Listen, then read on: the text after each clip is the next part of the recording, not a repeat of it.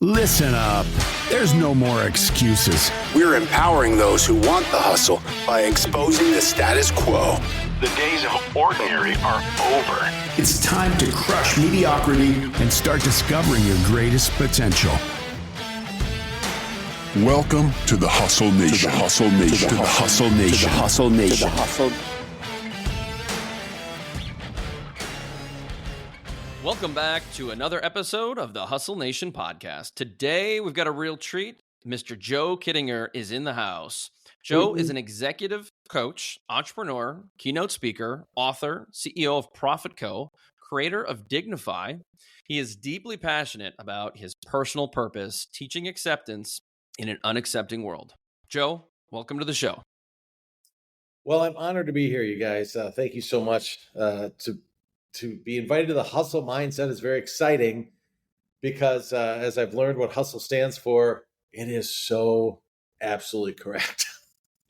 You need those elements. And so I'm just reviewing that: hard work, unrelenting, smarter, take chances, learn from others, and enjoy the process, which sometimes is the hardest thing to do. Joe, Right? Did you go through the master class before the podcast or something? Well, I just love hustle. I love the acronym. I love the name. And remember, I'm an old marketer, right? So when I see something that's unique and cool, I want to honor it. And I think it's unique and cool. It's awesome. Well, it's interesting because in today's day and age, as you probably know, there is a small population out there that is part of the anti-hustle culture. And something we can discuss on a later day, but it's pretty interesting how there are a lot of people that don't like the word hustle in general for some of the things that people prop it up for. Because it's hard. Yeah, it's hard. Yeah, for sure. I mean, Dustin, I'm guessing you and I are about the same generation. I mean, it's just different. I'm not saying any generation is better, okay? But it's just different, and we have to honor that. The difference is, when we fell down and broke our crown, we had to rub dirt in it. Like that's how we were raised. Like you just get up and get going. I would remember my mom saying, when I was frustrated, she'd send me to my room, right? Because and she goes, "That's not the Joey I know." So you go upstairs and you come down when it's the Joey I know. I mean, Dustin, I don't know if you've had the similar upbringing in your early days, but it was like leadership was your manager talked straight with you and just told you how it was. And we got all our information from the manager. We didn't get information online. Can you relate to that? Yeah, for sure. Yeah. It's interesting when we talk about, hustle and growth and development and things like that. I mean, it's right in it, right? You got to take chances and you're going to fail, and you got to learn from those. Like we talked about even before we got started. I mean, it's always interesting to look at people because no one sees the failures as much as they might see someone's success in the long run. And the reality is their success was crafted by lots and lots of failures, along the way. And, to your point, there's always the mindset of, someone else isn't really ever going to pick you up. As kids, we tend to, we pick our kids up, and I'm not saying we shouldn't ever help our kids up, right? That's not the point, right. But, once in a while they should be able to get themselves up too. And that learning that muscle will allow them to grow and prosper and develop, because at some point they're not going to have you as a parent. And so how do you, and that's true of parenting. That's true of leadership. That's true of anything, right? Like you gotta let those around you grow, develop, take chances, fail, and learn from it so they can grow. Dustin, that's the grit muscle. The grit Absolutely. muscle, right? And I think what's missing in today's world is losing sight of the long-term goal. Grit is your word, unrelenting pursuit of a long-term goal, meaning that in the short term, kind of going to suck for a while, right? We got to eat ramen noodles for a while. We have to stay at mom's house for a while in the basement. Like that's grit, because I have a goal of where I'm trying to go. And I always say, my kid's at home, blah, blah, back at home from college. I go, do they have a goal? Because that's awesome.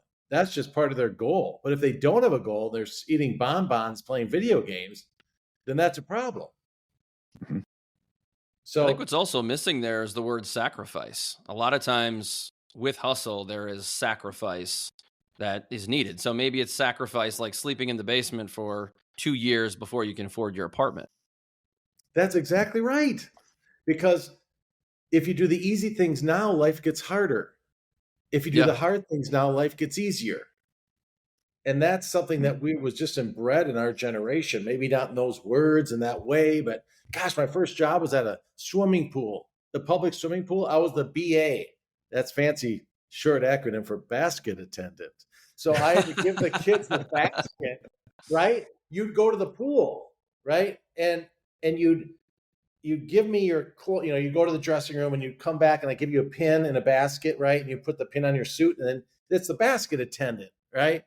And I remember part of my job was to clean the bathrooms. I'll never remember my first leader, John, who was also my athletic teacher in grade school, and then became my athletic teacher in high school.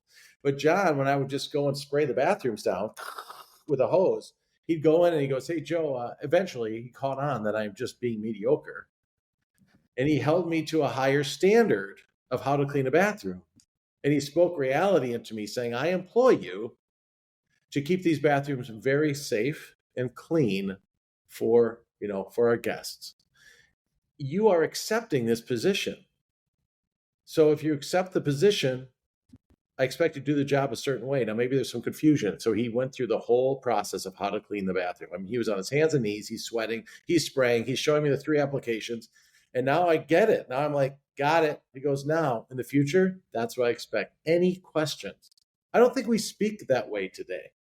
I don't know what you guys think, but I feel like we kind of sugarcoat, and he's doing it with love. Like, that was dignifying. I remember that to this day.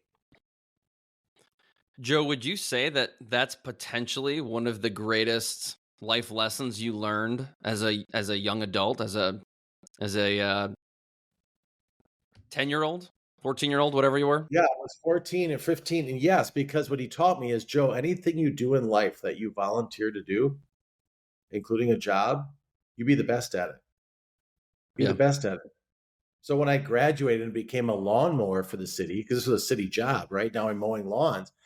I remember my new boss then sees me on my hands and knees taking the grass from around the telephone poles and matting it down with my feet. So when I mow, it's a nice, beautiful thing. And he happened to drive by once. He goes, "That was excellent. I love how much pride you take in your job." And he promoted me to lead man. So now I'm leading the part-timers on the west side of our city, But I do agree, Chris, that is, I think talking straight is very dignifying, and dignity is my platform. Everything I do is through the lens of dignity, and I think honesty is dignifying. When we sugarcoat and we try to talk around it, and it doesn't mean you have to be a jerk to be direct, right? It means that I want to be honest with you, Chris, and I want to share with you something that I don't think you're aware of, because I care about you. If you're going to be a contributor to this career, if you're going to grow, whether in our company or you leave and go somewhere else, here's something I've noticed in your behavior that we have to get after just to be a better person, to better Well, yourself. Joe, I think a key thing there is it's about talking about the behavior. Yes. It's not about the person, right? Because I think a lot of times people are concerned about having that direct feedback because they're just not very skilled at giving feedback. Yeah, and so they bring their own emotions to that conversation, and it's really easy to all of a sudden say something that is kind of attacking the person. But if one of the things we try to talk about a lot is this concept of assuming right. If you go into any conversation where you assume that whoever is doing a behavior that needs to be changed, if you assume that they're doing it for the right reason, right? They don't know any better. They think that's what is expected of them. They think this is the best way to be successful, whatever. If you have that lens, then feedback becomes really easy to give. Yeah. Because it's not about them. And so like you talk about, that being the basket attendant and cleaning the bathrooms, right?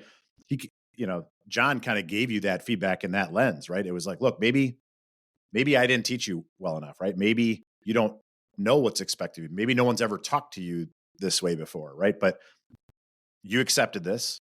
I assume that means you want to do the job to meet my expectations.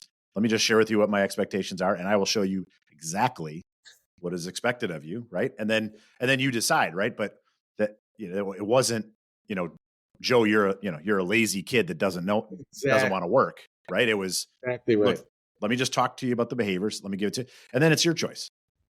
That's exactly right. I think I learned and even that new boss, Jerry Prokofsky, he taught me a lot of stuff. He demoted me twice. He told me to go. I mean, he corrected my behavior in a very dignifying way. I mean, I had a consequence, but you're right. He didn't go, you're lazy or this, you're that. It was never a personal attack. And I think that's the one thing I've discovered just about humanity in general. And I think especially since the social media world has taken off, the high level of sensitivity people have, where we didn't have as much sensitivity. My daughter wrote a paper on how Snapchat is destroying the teenage confidence period, right? Like it's creating depression and creating these things. And I said, why? And I read her paper for her college, entrance thesis or whatever you have to do for that. And she's explained that on Snapchat, where all your friends are.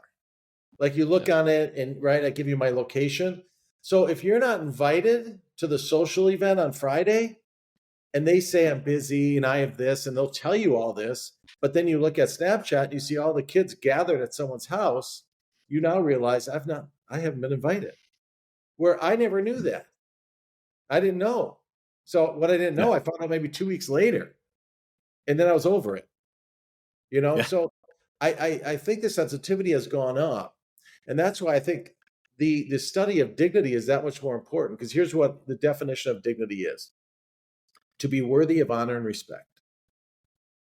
To be worthy of honor and respect. And so what I've discovered in my 17-year journey of servant leadership and studying leadership is that we defend our worthiness at all costs.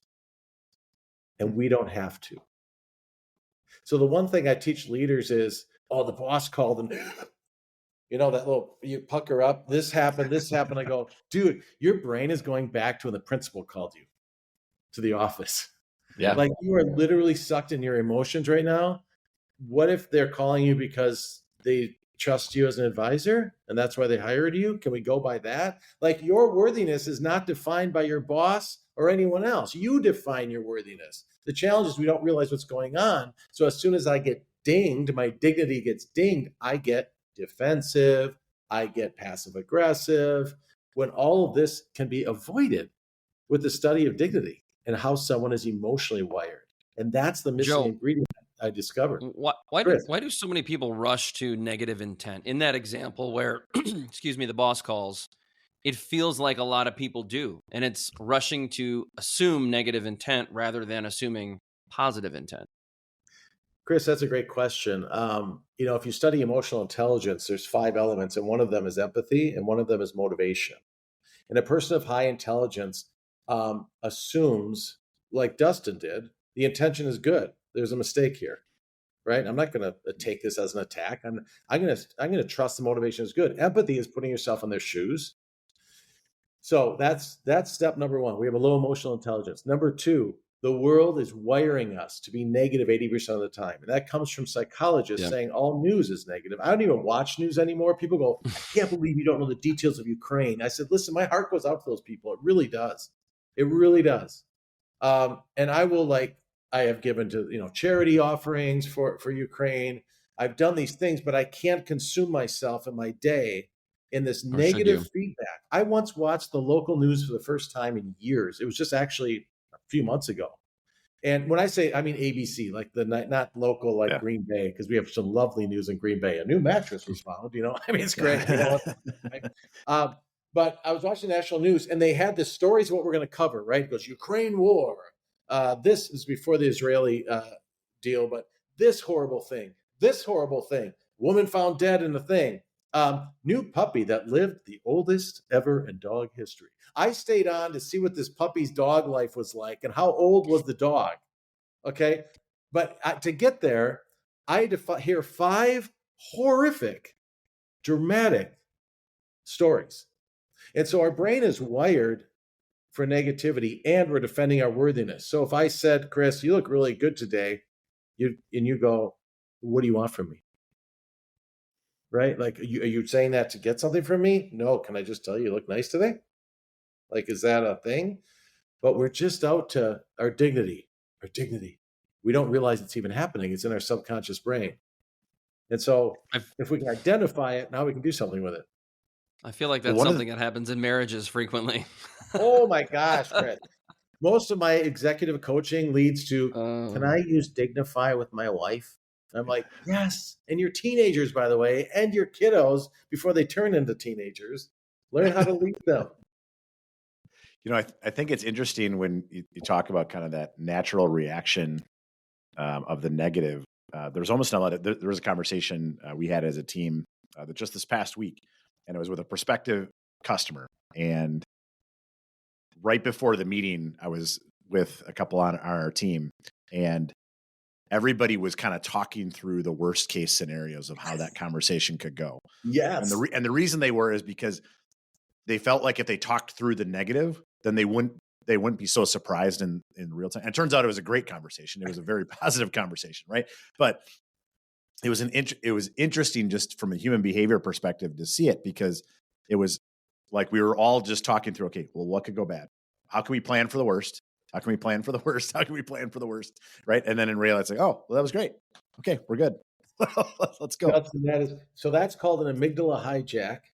The amygdala is a small organ in your brain, the size of the tip of your thumb, and then lives in the limbic system, which is your emotional part of the brain, which is your fear and flight and all that. Psychologists call it the fear mechanism of the brain, but it's not always fear. I mean, if you got lovely memories of emotional memories, but it stores every emotional memory you've ever had and tries to match what's happening now with what's happened in the past, which is unrelated.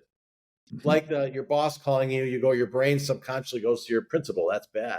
Or a movie you saw where the person got fired, or a story you heard. That's bad. That's a match. Be scared. So I was with a client that reminds me of a story, Dustin, where they're like, okay, we're pitching this. They want to bring us in. It's construction services type of business. They want us to talk about the next project. But before they did, Joe, a month ago, they sent us 5 things that they were completely unacceptable from the old project that we wrapped up, right? Mm-hmm. And I know why they're doing that. They're doing that to try to bring the price down of this new project, which could be their motivation, because there are techniques like that, like I want to make sure you're not excellent. And he goes, I go, why are you worked up about that? That is just information. I go, matter of fact, that's awesome information. So I said, what you're going to do is you're going to go in there, and here's human nature. We avoid conflict at all costs for most people. Mm-hmm. Most people, 65% of our data shows 65% of the population will avoid these type of conversations about what's not good. Okay. So I said, and then there's another 15% that do it anyway. That's not even part of that demo. So now you're up to 65, 75, 80. I go, you have an 80% chance with 5 people in the room that they're going to avoid that conversation like the plague. I said, but you're not going to. Because an emotionally strong person wants to grow their company, and you're going to use that information on how you can get better. And you have all the key players, people that were in conflict are all in this meeting. So you're going to start the meeting by saying, here's the email. You're going to write up the 5 issues up on the whiteboard and say, I'd like to address these prior to discussing this. And guess what they did? He tells me the story afterwards. So Dustin, guess what they did when he put the 5 things up and said, I'd like to discuss these before the meeting? How do you think they responded? If 80%, they probably didn't want to talk about it. Yeah. Well, we don't have to talk about that now. Yeah. I go, and that's what they're going to say. And he goes, they said that. And I go, and you're going to say, yes, we are going to talk about it now, only because I'm trying to improve my company. And if I don't get this information from you guys, then I can't improve the next contract. So I really would like to unpack this right now. We don't have to spend a lot of time, but give me some insights so I can help our team grow. He goes, they start giving us insights. He said, by the time we're talking about the next project, it was like almost a done deal. Yeah. Yeah. It's called leading awesome. With dignity, right? Not taking the bait. I'm not going to take the bait, and I'm not going to be angry about it. I'm not going to be against you. I'm not going to say you guys are a bunch of this in my brain. I'm walking in and saying that is a human condition. That's how it works. And the more information we know about science and even faith, if people are faith-based, we have a whole program on that. Like, how does this work? Because I used to only teach science, and people go, you're losing me. That's a God thing. If I had certain leaders, they're high faith, I go, okay, so I'll start researching faith-based things, and I'll put it in their language. And it's transforming. We have total control of our thoughts, and we don't think we do. We do. We do. This imposter syndrome that's become so famous, right? Yeah. shut it down, but you don't know how. That all comes from our childhood, that comes from our past experiences. And through dignity, we can shut it down by helping someone realize this is who you really are. So just do that. Just do that. And you'll be just fine. Like every problem you solve, run it through your dignity, run it through your natural gifts that were given to you. And approach it that way, and you'll be just fine. Don't take the bait. Yeah, it's interesting when we think about our thoughts. Well, even circumstances. Chris and I have talked about this a lot. There are so many people that view that their circumstances are just hardwired, and they can't change their circumstances, and which then that leads to their thoughts, that leads to their reactions, right? And if at the end of the day, if you can change your thinking in time, you can actually change your circumstance. Yeah. But it starts between the ears. It starts with changing your thinking, and we talk a lot about the fact of how much we as humans are hardwired to lie to ourselves. Yes. And tell ourselves stories that aren't true. And once you start to recognize that that's normal, right? Like that, and it's adaptable, it's changeable. How freeing it is, because then it's like, okay, well, if I'm giving myself a pity party, it's probably just a story I'm telling myself. That's exactly right. And how do I change that? That's right. And so, Dustin, how we change it is help it become so tangible that people laugh at fear. They see it as an object. Like if I can see fear as an example, this is a cup. I know what to do with the cup. I can store it on a shelf. I can put it away. But if fear, let's say, is this ethereal, gaseous, like thing that just comes at me and I don't know, it's like a flood. I've heard people say, yeah. Well, I can't harness the air around me. Do you know what I mean? I can't put the air, this thing around something. However, there is a way that you can make fear this cup, and you can say, I'm not picking it up. I'm setting it down because I am in complete control of my thoughts, and you have no vacancy in my mind. There's no vacancy for these fears anymore because I know now how to shut them down.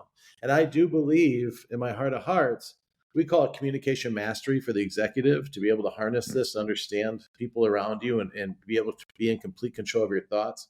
We are creating a consumer product called Thoughtfulness. Being thoughtful about yourself and filling your thoughts with neutral or positive. I don't mean that toxic positivity, like it's gonna be okay. I don't mean not facing the brutal facts. It's okay to say this sucks, right?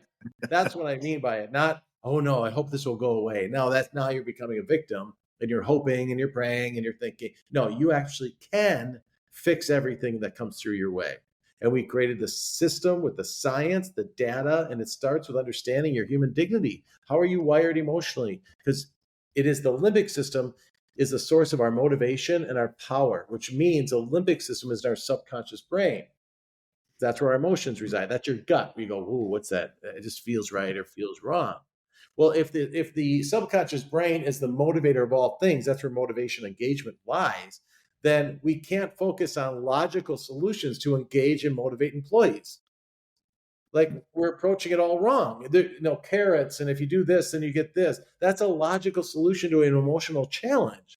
What we need to do is help employees realize that they are good enough. So now what? Now what are you going to do? Like use these gifts, move forward, because that voice in your head that tells you suck, or they're going to catch on to me, or all these things I've heard, I'm going to fail. Like when I unpack people's story, Dustin, and they tell me their fears and the judgments they've had and the negative voice in their head, and then they tell me their story, right? I realize that there is none of that bullshit in their story. Like I went to college, I may have failed the first try, but then I got back. I just talked to a guy, he has all these fears. And he goes, now I have my MBA, I got this. I'm like, so your past, which you're fearful of repeating, is no longer even close to your present? So you can let go of that now? He's like, I guess I can. Okay, I'm going to help you let go of that now, because that's no longer your present. Nothing in your story says you're a quitter. Nothing in your story says you're a failure, that you let down your parents. Nothing in your story, from what I'm seeing here, Your Honor, put you on the witness stand. I'm going to convict you of being awesome. I'm going to convict you of being original, of being powerful, of having the ability to move whatever you want to move to a positive direction. You have to decide if you're going to now. Now we're going to stay in the logical brain. You're going to do it or not. Because now that you've learned how to shut this shit down, you got to practice, continue to shut it down because it will creep up. So I believe that is the source of why industry cannot break the ceiling, why they can't keep going is because of limiting beliefs that people have. Joe, I want to take a step back because when we jumped into this conversation, we got right into hustle, which is awesome. And I love that. I love when we kind of veer off the tracks a little bit and have an organic conversation. But I want to ask you about your journey. How did you get to where you are now? Because as I remember it, Prophit started as a marketing company, which it technically no longer is. I want to hear about this journey. Well, thank you for asking. Who doesn't like to tell their story, right? Yeah. I was at WBAY Television in Green Bay, Wisconsin, selling advertising. That's what my father did for a living. And I'm a coattails guy, so I go where the water flows. He was successful. Maybe I will be. I don't know. Trying to figure it out. I was a communication major in college. I only became that because it only required one math credit. And so I figured if I can avoid math, which I failed miserably, but the teacher was a servant leader. And she said, you tried so hard, I'm going to pass you because you gave the effort. And here's a calculator until you hire people to do your math for you. It was really a lovely conversation back when I was 19 or 18. So I become, I have a relationship with a grocer, Dave Scogan, who mentored me as a business mentor. He owns Festival Foods or grocery stores in the Wisconsin area. At the time, he was opening his fourth. And he he signed on to our television station. He interviewed all the reps from the different stations, decided I will be his station. So I treated him as if I was an ad agency. Like I recommended, Oprah, which wasn't on our station. He goes, why would you recommend someone else's program? I said, because you're going after women and that's like the Super Bowl of women. You got to be on their station, So I just helped him like disperse on other TV stations, which he thought, wow, you really care about me. You're not just trying to get all my budget, right? I said, no, I want it to be successful and you'll keep coming back if it is. And so that built a lovely relationship. And after 5 years, I said, I'd like to start my own ad agency, but I need you to catch me because now he's got 6 locations and it would be enough for me to sustain, what I need to sustain. And I had about a handful of other direct accounts. So I became an ad agency. Then I became a marketing company. And the difference is I was just doing radio and television because that's all I knew. Now I'm doing newspaper branding. I got graphic designers. Okay. Now, Dave taught me or introduced to me a movement called servant leadership. Okay. Which is meeting legitimate needs, not wants, which is really around dignity. They never talked to me about dignity, but that's a journey I've been on. In 2005, a car auto dealer who reached out to Dave wanting to learn servant leadership, he sent them to me because he knew I was just a student of it. 2005, we started in 2002. I told that company that I'm not a teacher of servant leadership, I'm a student. And they said, well, you know more than we do, so we'll hire you as our marketing company, and then you show up 9 times a year to teach servant leadership. Right? So I just used a book, and it became really a book club because that's how you start. You don't know what you're doing. They know you don't know what you're doing, but I have inspirational in me, so I can speak, I can entertain, I can like fake it to make it. Okay. But what I found happening in the journey is that they all absorbed this for 2 or 3 years, 9 times a year. I'd do a 45-minute speech on servant leadership. And what I realized in my head as I'm going through this, you really learn something once you start teaching it, right? I learned a couple things. I am a consumer of leadership. I took the Anthony Robbins. I bought the course of personal power, the cassettes. Chris, a cassette is a plastic tape. I had them growing up. I'm not that young. I don't know why you look at here. Okay, got many. it. Okay. So I went to the Anthony Robbins for a month and studied locally from a woman who owned a franchise of it. So I'm a consumer of this stuff, but I've thought to myself, why can't I sustain it? Like, why isn't it sustainable? The same thing when I was working with a car dealer. You have all this great information. We all agree to these things, but why is nothing changing literally after 2 years of me speaking like this? And I realized all leadership is right now in the world, as I've seen it and experienced it, it's filled with curriculum, which is good. It's filled with PowerPoint slides. It's filled with amazing speakers. But what I realized is there is no system, like a kit. Like if I'm going to become a leader, can I have a toolkit? And it has to be simple and it has to be built on 8th grade level language, because as soon as I leave that course, I forget a lot of things, right? It has to be approachable and it has to be contagious. Like I want to do it because it makes me feel good when I do it. All right. And so I decided back then that I was going to be the system of servant leadership. I'm going to create a process, a system. I don't know what it is, but if we don't have a system like McDonald's, we can't replicate it over and over again. And the idea was wash, rinse, repeat. You teach it on the top, goes on the next level, goes on the next level, and it might be slightly different as you bring it down, but it's fundamentally the same thing. And it's going to be based on human dignity. Okay, because servant leadership is, at the time, treat others how you want to be treated. I discovered that's the problem because, Chris, I don't know how to treat you other than I want to be treated.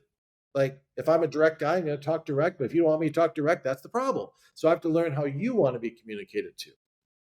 Okay, but the challenge is because communication is emotional and it's in the limbic system, I learned that language is not processed in the limbic system, where fear and hope and all these things are. That's in the cerebral cortex. So I thought, oh, people don't know how to tell me how they want to be treated. Because I interviewed people, how do you want to be treated? And they go, with respect. But everyone's definition is different, right, of respect. And so that's where I discovered human dignity, and I met a scientist who created an algorithm. And that algorithm identified 56 emotional, motivational drivers. Not logical, not a personality test, emotional. And I thought, oh, this is simple. It's lovely. I brought it to this client. They loved it. And it did what every other personality test would do. It got shuffled away, right? And then you forget about it. It's fun in the moment. Then we're done. That was great. Now I'm going to go back to treating you like shit. Accidentally treating you that way. And so I thought, interesting. And so I went to that. I had an idea. I went to the inventor, who happens to be local. And I said, I would like to form a partnership with you where I want to reinvent what your system, what your tool is, so that a supervisor or manager can activate it like an 8th grader. Okay. So then that's what is today called Dignify. At the time, it was About Me card. The epiphany came while I was with my stepson, Alex. He was 9 and I was not being able to connect with him. Okay. So I'm doing this thing at the automobile place. I'm with my son. I'm like, how do I connect with this kid? Because we're so different. And while we're playing Monopoly, I looked at those property cards close and an idea popped in my head. The cards tell you how to treat the property. It tells you the rules. They're all a little different. They're priced differently. The houses are cost a little bit more differently. You got to match certain colors. So you can't match Park Place and St. James. The most you'll get is 16 and then $35. And then if I mortgage the property and I suck the money out, I'm like, am I doing that to my son? Am I like, do that to each other? Like I mortgage you, so you have nothing more to give me when I land on you and need something. So I thought, what if he could teach me how to raise him?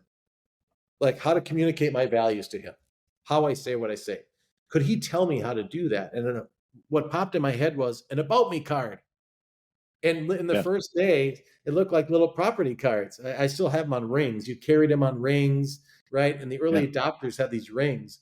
Now it's Dignify is the Dignify.com is the new technology, and it reveals your heart. And so what it does, though, that's different, why we have a patent on it, is going from marketing. My goal was to help inspire and empower businesses to grow. That has always been my mission. And what I found is marketing didn't do that. Marketing was only going to propel what was going to happen anyway faster if their culture is right, if their product is right, if their processes are right. Marketing will propel that faster, but it's not going to help you grow. What's going to help you grow is culture. What's going to help you grow is to create a system around culture and leadership to help people grow. When people grow, businesses grow. And so in Dignify, I had another epiphany. No one memorizes how to read any of this data. I mean, there's very few, right? Like DISC, you can read it. Oh, that's interesting. And a few people are like, I love it. And they become this analyzer of DISC, right? They become certified. Yep. I wasn't interested in that. because I realized nobody ever has, like on a grand scheme. If this is contagious, I need it to be completely simple. So in Dignify, once a survey, it takes like 15 minutes because your emotions are lightning. Some of these personality tests take 45 minutes because it's logical. You're in the situation. Do you A, B, C, or D? Ours is emotional. Sincere at heart. Is that you or not you? Yeah, I love that value. Moves quick to action. You or not you. Okay, so it's emotional. And so what we do is once they're in the system, now the leader goes through a process. I want you to do a Dignify introduction with your direct reports. You need to understand their dignity.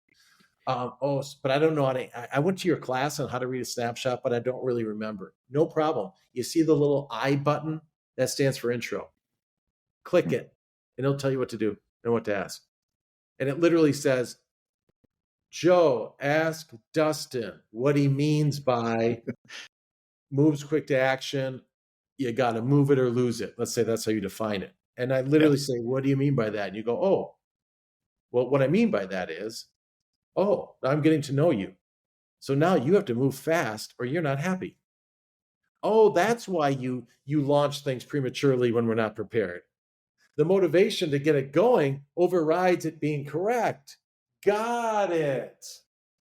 Right now I can talk about moves quick to action, how it's good and how Dustin did this really awesome thing. But what happens, Dustin, is once in a while your moves quick to action launches too soon and it confuses people. Now, do you notice I'm not talking about Dustin being a jerk or that you move too fast? You gotta slow down. I'm talking about your motivation of moves quick to action. So I'm reflecting the emotion onto this one motivation that's beautiful and wonderful. And at times it moves too fast. Okay, that has changed the conversation. And so then they have to do dignity check-ins. How do I do a dignity check-in? Remember the I button? Move to the right, hit the heart button, and it will tell you what to do. Yeah. And this clarity of conversation is growing. So what happened, your long answer your question, going from marketing, I had these clients move on, and I realized in the Green Bay market, almost everyone has a Gorilla account, and mine was Festival Foods. And I realized I don't really love, I'm good at marketing, but it doesn't spur my heart like this is. And I'm off, in Texas doing this with ancillary early adopters. In Florida, I've got some early adopters doing all this About Me card stuff. And I realized I have to start now putting that system together and preparing for the next chapter so that we can be relevant, remain relevant. And because whenever I talked about Dignify stuff, clients will lean in and go, wow, how do you know that about people so fast? I mean, I was able to place this person here. I was able to talk to them about this. It happened so fast. And they would say to me, you should drop that marketing stuff. Like, who cares about marketing when it comes to this? This is hugely impactful. And so I was gifted with a lot of wonderful clients. We still have 2 that we serve. We do not take on any more, but we are able to fulfill what they need from us. And we've decided to move full forward 4 years ago into this Dignify world. And in February, we're changing our name from Prophit Co to Dignify because it's become a national brand. We have clients across the country. It's translated into 2 languages, Spanish and French, because we have a factory in France. And so this is our future, and we have to go all in now, don't you, Dustin? Once you're in, you got to go all in now. I love it. The thing that jumped out to me through that story was pivot. How you, in each phase, you had a lens of continuous learning, continuous improvement, kind of continuous seeking for the next improvement, how you could make a greater impact. And I think so often people get into a spot where and this is the fear, right? This is the imposter syndrome, right? Like, well, but I'm in marketing. That's what I do well, right? And I have people paying me for that, right? So that has to be my value. That has to be what I am, right? Well, if you would have been stuck in that, you wouldn't have made those pivots and several pivots at that, right? To get, to where you are today. And I think so often that's where so many people are, we talk about a lot in the race of life. If you're a sprinter, you know where the finish line is. And so you know when to give it that last little bit of oomph. In the race of life, you don't know where the end is. You don't know where that next pivot is. You don't know what that next opportunity is. And so you kind of have to always have that last oomph, because that's what's going to get you to see it, feel it, and take chances on these pivots. And, what I think is really interesting, one of the things we talk about take chances is you have to take chances, but you don't always have to bet the farm.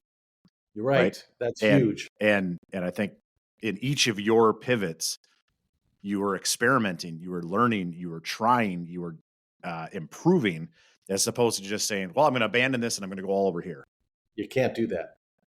No, you can't do that, because we are part of the infinite game, as we learned from Simon Sinek. And I love that. He says the infinite game is business.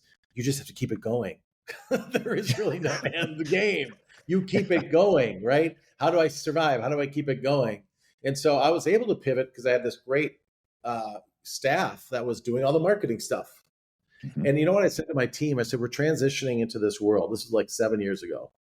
And I used the metaphor of an elephant and a dog. I said, marketing is a dog. A dog can have 3 litters of puppies in 1 year. The puppies come out in a count of 6 to 12. I said, marketing is our dog. You got to keep pounding out the puppies. Right? I said, Dignify is an elephant. Now, an elephant you have to care for, because the period to have a baby for an elephant is a little over 2 years.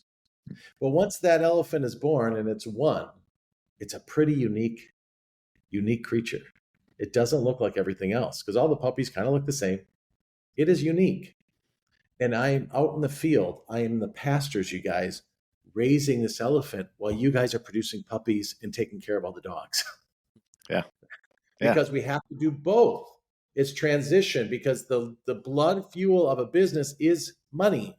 It just is. You have to keep the game going so that you can transition. So I'm glad you said that, Dustin, because you're right. One employee said to me, why don't we just burn the ships? I go, well, that's easy for you to say. Because if this doesn't work, you lose a job. If this doesn't work, I lose everything. And I'm very clear with my staff. I say that at least once a year, just to remind them of how serious this is. We are a community. We are not a family. I'm pretty sure you all wouldn't be here if we weren't collecting a paycheck. So let's just be real. We have a community. In any community, we have rules and we have core values. And we have ways we're going to go bring our business to the world. It's a volunteer position. I talk John's words all the time to this day. So bring your best game every day. There's only 12 of us, and you all play a unique role in bringing this vision to life, which is to bring dignity to the world.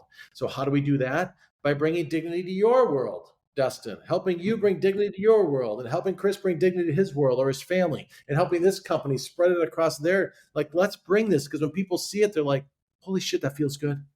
I'm like, yeah, it's contrary to everything you've ever been taught. It's contrary to it. And your negative voice, see the goodness in you. I got to tell you a story. We had one of our early adopters was a cookie company in the mall. You guys can picture that. You go to the mall and it's like the food court. It's Great American Cookies, right? Yeah. He was looking for disc or this, and we were brand new at the time. Still called About Me card. And so he decides to go with us. And after about 6 months of using it, so what happened with the employee would come in and he'd hire them, because you hire everyone, right? And then they would complete their Dignify survey. So he had a computer there. And then he would print out these beautiful pages. We call it My Story. And there's nothing but loveliness about your dignity and who you are. So there's no he has a tendency to jump too fast on things. No, leave that to DISC. Leave that to other shit that's out there. And it's all good shit. Don't get me wrong. It's accurate. But this is to build the human spirit, right? And so he would staple these. And he normally works with teenagers, right? Because they have a part-time job. He would say, now, I want you, this is awesome. I see that you have 0 people motivations, but you love tasks. Yeah. You like organized and competent. He's like, yeah. Okay. I'm going to keep you in the back of the house to make the cookies. You don't have to talk to people too much. Once in a while, you're going to have to go to the front counter because we're small. But for the most part, I want to respect you and get the best out of you. So you don't really have to interact with the customers. And he goes, you'd see these kids go, oh, yes. And then you'd see a kid with very little task motivations. They're all full of people and fun. He goes, I want you in the front counter. You're going to be sampling out you're going to meet a lot of cool people. And they have loves people. They're motivated by this. And he goes, that's what I want you to do. And they'd be like, awesome. One girl, Lauren, who we did a story on, she had competent and artistic in her top 5. There's 56 of them. And he goes, normally in the cookie world, you have to graduate to decorate cookies, right? That's art. Like you got to make this beautiful cookie cake for people. He goes, you're going to start making cookie cakes right away. She goes, because you're artistic and you're creative. I see that in you. And you're competent. You figure things out fast. She goes, well, yeah. But she goes, I'm more into watercolors, not frosting. Yeah. He goes, it doesn't matter. You're an artist. An artist figure it out. She goes, she stayed with me for 3 years and she became my fastest, most artistic cookie maker. But here's the magic. Those papers that they printed and gave to the kid, he said, I started getting texts from parents. He said, I would get texts from parents because for the first time, they're realizing how special their child is, like tangibly special, not just I love them, but they could see them for who they were. Like she goes, I see my child now. I see them. I can interpret them better now. And they started sending their friends, kids, to the cookie place, because if that's going to be your first job, what a beautiful experience to have where they actually get to know your kid and the kid gets to know themselves. And that's what's happening all across factories in America. That's what's happening in the construction services. We can stop yelling and screaming and defending our dignity. We can get to know what your strengths are and collaborate. Right? So now I can go, like I have zero task motivations in me. And I was in the hospital 3 times when I started my business because I can't sustain detailed tasks over a long period of time. And when you start a business, you're doing everything. Right? Now, I didn't know anything about this when I started. But once I saw my Dignify snapshot, which was the initial invention from my partner, I was like, oh my God, I don't have any task motivations. Like I don't have organized, I don't have competent, I don't have these perfectionist, precise, all these detailed stuff. I go, and he goes, and that's why you're in the hospital, Joe. You're just having an anxiety attack. You were forced to do something and sustain it over a long period of time. And what the sad thing is, and the reality is I just want a job. So as an employee, I'm coming in, I'm like, yeah, I can do that. Yeah, I can do that. But now you can have a real conversation and go, are you sure you want to do that based on this? I'm not going to tell you what you can or can't do, but I want to really explore you because I think I have a better spot for you. I think you belong better over here, not here because of how you're wired. Right? This is the kind of world we're trying to create. We can bring dignity into every conversation and it helps companies flourish. The data is now we've been doing this for so long that we have such great data on case stories that people say, wow, our company is just growing. And we did nothing different but put our system in. It's exciting Joe, stuff. I just want to tell you, I feel like you just gave us a masterclass on dignity and Dignify. I don't get to say that very often to our guests. I mean, we've had some phenomenal guests that we've all enjoyed, but that was a fresh new perspective on a topic. I mean, yeah, we talk about leadership every day, but this was a new element of leadership. And I'm very appreciative that you joined us today to talk about that because I love learning new stuff and I learned a ton from this conversation. Well, I'm honored to be a part of Hustle Mindset. I believe in the hustle.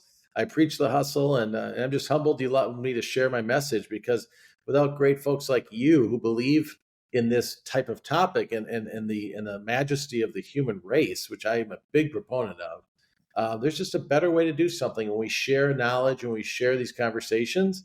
I mean, I learned too. I learned from you guys as well. And so it's a win-win. So thank you, Chris and Dustin, for inviting me here. Amen.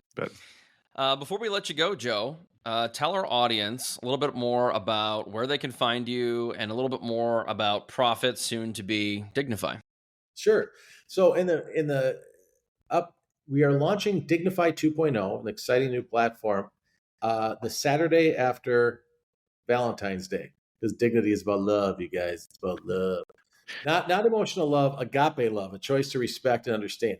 And so you can find information on us at prophit.com, PROPHIT.com. However, once you hit that date, it will direct you to Dignify because that's what we're changing our name to. You can also go to Dignify.com, which I encourage you to do, and I want you to discover your dignity. So I'm going to give you a free code. You get to the website, Dignify.com, you click on Enter Code, it's in the upper right corner, and put in the code, Try Dignify. That code will be good until our launch of Dignify 2.0 in mid-February. So send people to it, explore it yourself, And that way you can also reach out to us through that site if you're interested in learning more. If you have a small business, you want to do a team building event, or you're looking at increasing organizational health or leadership acumen within your company, let's have a discussion. Everything is custom because we have to meet people where they're at. We have to meet companies where they're at. So it is a system, but it's flexible and it's customizable. All right, folks, you heard it. Go check that out. I will be going there shortly. I can't wait to see what this is all about. For all the listeners out there, thank you so much. We appreciate your ears, the downloads, the reviews. Until next time, peace. Thank you for being part of the Hustle Nation. If you're serious about raising the bar in your personal and professional life and willing to go all in on your success, head over to hustleleaders.com. Here you can get access to our Hustle Productivity ebook, attend our Hustle Masterclass, or challenge yourself to the 30-day Hustle Challenge. Pairing these tools and training with the Hustle Nation podcast will help you advance to a whole new level. Until next time, stay hungry and inspire those around you to hustle.